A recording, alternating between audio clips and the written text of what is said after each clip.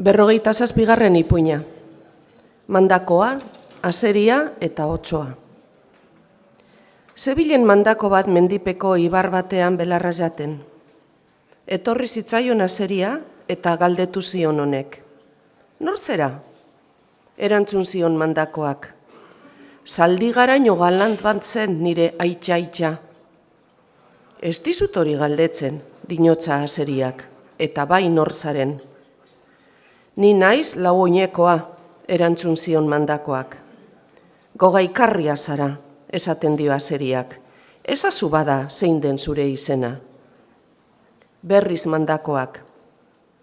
Ez dakit nik hori, hil zitzadan aita gaztetxoan nintzela, eta nire izena ahaztu ez edin, itsatsi zidan nire eskerreko eta atzeko oinpean. Ezin inoiz irakurri izan dut.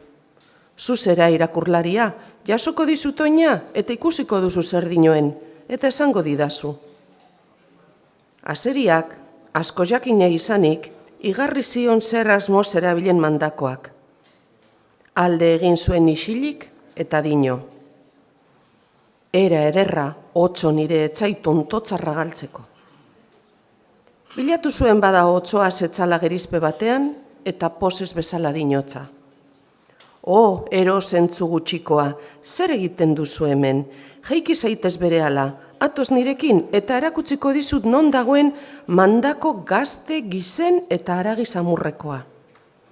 Ez du nik indarrik itotzeko, zuk bai, zuk hilko duzu eta biok sartuko gara partilan.